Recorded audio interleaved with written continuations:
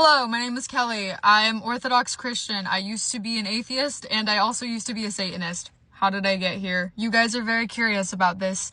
And I get so many DMs from people saying that not only are they curious my religious journey, but they also believe that my intelligence is undercut by my faith. And I don't really fault anyone for thinking that, because I used to be the same way to an extreme.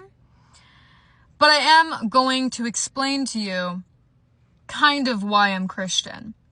What I'm not going to do for you, though, and what many of you have been asking for, is my proof of God, or try to prove God to you. That is the wrong approach. You will be disappointed all the time. There is no possible way to prove God. And that was honestly my biggest fault, was that I was approaching it through the lens of reason. That's why I was anti-religious, because I realized I can't rationally get there. My dumb self did not realize, babe, that's the point. That's the point. Faith is the backbone of salvation. It is the road you must take, the road you must choose to get to God, to get to eternal life.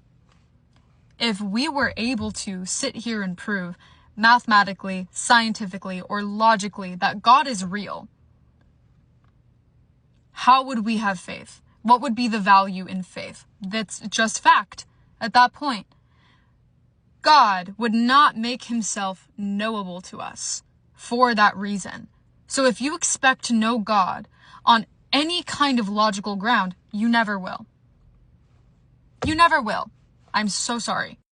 All right, going back to me and my background. I was raised atheist. Later in my life, I converted to LaVeyan Satanism as sort of just a retaliation against Christianity. I had a very strong distaste for Christianity, specifically American Christianity.